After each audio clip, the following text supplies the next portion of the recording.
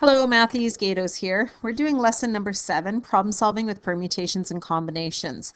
So it's important to note that a question that you'll have to do will never be both a permutation and a combination at the same time. It will either be one or the other.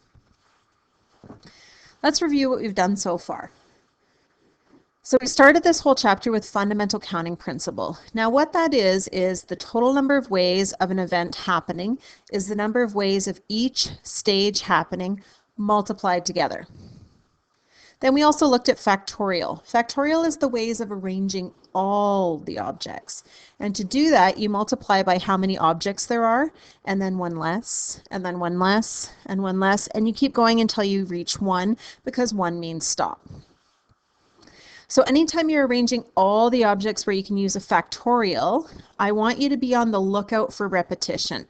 So anytime I arrange all the objects, always look to see, is there any repetition? And in general, all of these ways here are permutations, and permutations are the ways of arranging objects where order is important. So all of those are permutations. What's left is a combination. A combination is any kind of an arrangement where order is not important. And to figure that out, we just take the number of permutations, right there, divided by the ways of arranging all the objects, since order doesn't matter. So that's kind of what we've done so far. So to summarize here, the difference between a permutation and a combination really comes down to order. Permutation order is important, combination it is not. So a permutation is something where I have assignable roles, tasks, or positions, like captain, pitcher, those are positions. I can have first place, second place, third place, president, vice president. Changing the orders creates a new scenario versus a combination where it's just picking items where order doesn't matter. So just picking 3 volunteers, 3 team members, 3 winners. Changing the order, the way that I pick those people, doesn't create a new scenario. Okay, let's try this first example. So how many arrangements of the words, of the letters in the words poppies can be made under the following conditions? So the first one says without any restrictions. Now I really could just say how many arrangements of the word poppies are there. I wouldn't have to say all that other stuff. So I know I'm arranging all the objects, which is a permutation. There are 7 letters. Anytime I'm arranging all of them, I always look for repetition. And there are 3 letter P's. So in the very last step, we're going to divide by 3 factorial, which is the ways of arranging the 3 identical letters. So if I have 7 letters, they're all being arranged. There are 7 factorial ways of doing that. But I need to divide by the ways of arranging the repeated elements, which is 3 factorial. So putting that into my calculator, I get 840 different arrangements. Now let's add some restrictions to it. Let's say each arrangement has to begin with the letter P. So it begins with the letter P, but there's no other restrictions. There are 3 choices for this letter P. And then I look to see that there are 6 letters left to be arranged. And I know there are 6 factorial ways of arranging 6 letters. So what I really have is 3 times 6 factorial, but I still need to divide by the ways of arranging the identical objects. Plugging that into my calculator, I get 360 different arrangements. Okay, let's try this one. If the first 2 letters are a P, so this would be the first 2 letters are a P. So this one has to be a P, and there are 3 choices. Once I choose that, there are 2 letter P's left to choose. Now at this point here, I have 5 more letters to arrange, and I know there are 5 factorial ways of arranging those 5 letters. So this would be 3 times 2 times 5 factorial, all divided by the 3 factorial ways of arranging the identical letter P's. So putting that into my calculator, I see there are 120 arrangements.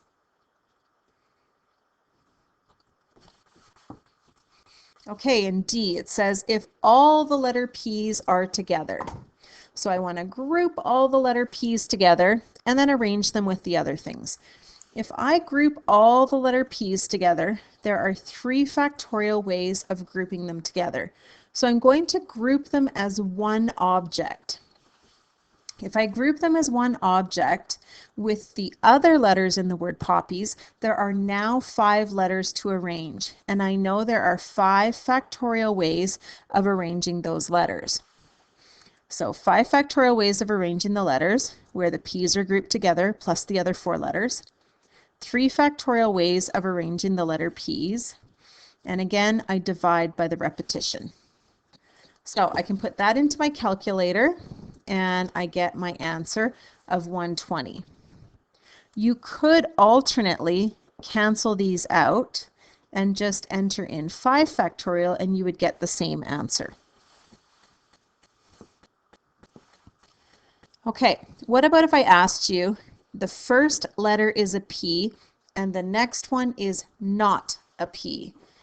Another way of saying this question is beginning with exactly 1 P. So the first letter is a P, the next one's not a P, or I could just say exactly beginning with 1 P. So there are 3 letter P's to choose from. And then in the words poppies, there are 7 letters. So 7 letters take away the 3 letter P's means there are 4 letters that are not P. And then I have 1, 2, 3, 4, 5 letters left to arrange. So I have 3 times 4 times 5 factorial, all divided by the 3 factorial ways of arranging the letter P.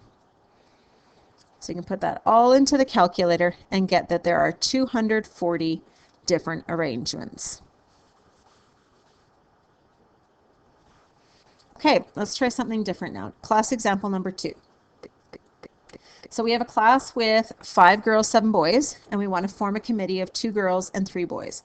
I want to determine the number of ways I can do that. So this is a committee question. There's no assignable roles, tasks, or positions. So this makes it a combination question. So let's start with the girls first, because I'm looking at girls and boys. And means multiply. So for the girls, there are 5 of them, and I want 2. 5C2. And then the boys, there are 7 boys and I want 3 of them. 7C3. Okay, so I multiply those together and I get 350 different arrangements, or sorry, committees. 350 different committees with no restrictions. Okay, let's add some restrictions on now. Now let's say Johnny, the principal's son, has to be on the committee. So you'll notice the girls haven't been affected. So I still have 5 girls and I want 2 of them. Now I want Johnny to be on the committee. So I'm going to take Johnny out of the boys that I'm selecting because I want to make sure he's on there. So I'm not choosing from 7 boys, I'm actually choosing from 6. Now, if I want Johnny to be on the committee, Johnny plus 2 other boys would give me my 3. So I'm not picking 3 boys now, I'm only picking 2. So punching that into my calculator, I get 150 committees where Johnny is on the committee. Now, just for interest's sake, let's do a little variation to this question. And let's look at how many ways that Johnny, the principal's son, cannot be on the committee. Okay, so again, the girls stay the same, 5C2. Now let's look at what's happening with the boys. Okay, so I want Johnny to not be on the committee. So I'm taking him out completely from the selection process. So I have 6 boys because I don't want Johnny to be part of that. Since I don't want Johnny on the committee, I still am selecting 3 boys. So on this last one, I had 2 because it was Johnny plus the 2 boys makes up 3 boys. Here, I don't want Johnny, so I still need 3 other boys. So I can put that into my calculator and get 200 as my answer. Okay, let's try another variation to this. I want to know how many committees there are if the twins cannot both be on the committee. So they both can't be on. So that means one could be but not the other, or vice versa, or neither of them are on the committee. So there are 3 different cases here.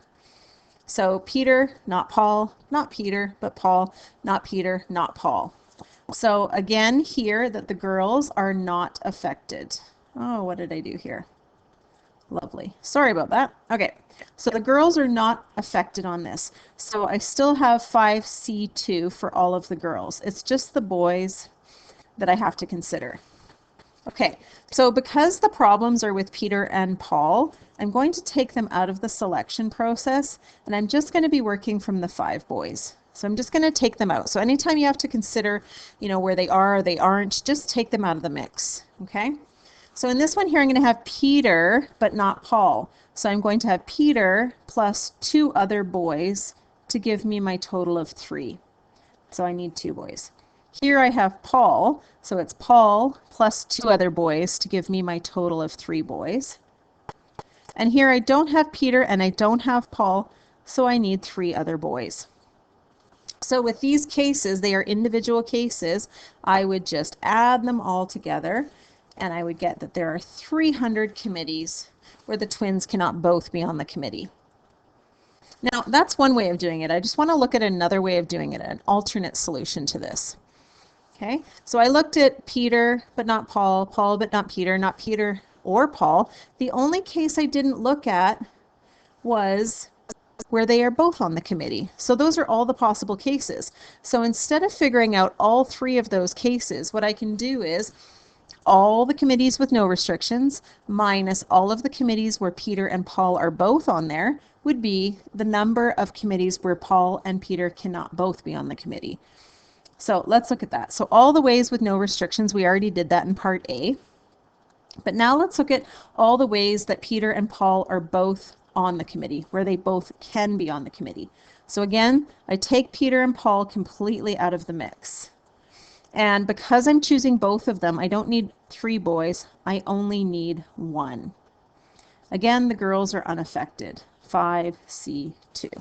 So this would be all of the ways that Peter and Paul cannot be on the committee at the same time. So you can see, plugging it into my calculator, I still get that answer of 300, so I know I'm right. So you can do it all individual cases added together, or you can do that all minus can equals can't way that I showed you before. Both ways are fine. Okay, we're going to omit question number 3 because you're never going to have a question that uses both permutations and combinations in the same question. So let's summarize this lesson. When I have to decide whether it's a permutation or a combination, it all comes down to order. If order is important, I'm dealing with a permutation. When I'm dealing with permutations, always deal with your restrictions first. If you're arranging all of the objects, look for repetition. And then if you're grouping question, group the letters together and arrange them then with the rest. For combination questions where the order is not important, I want you to look for things like at least and at most, because those would be cases that you need to look at. Okay, so that is a nice little review of perms and coms for lesson number 7. I liked this cartoon that brings us back to factorial notation, pie eating contest. The boy says, I can eat more pies than you. I will eat 6! Exclamation point. And then the math student says, there's no way you will eat 720 pies, because 6 factorial is 720. Thought that was pretty cute. Okay, so for practice questions here, I'm going to get you to do 1 to 17, but there's a couple I want you to cross off. Don't do 4C, 8, or 14. And then number 16, I want you to reword the question. So you can just snap a little picture of that, and because I'm asking you to reword it, it will of course have a new answer, and that new answer is 210. Okay, so that's lesson number 7. Hopefully that helps, and we'll talk to you soon.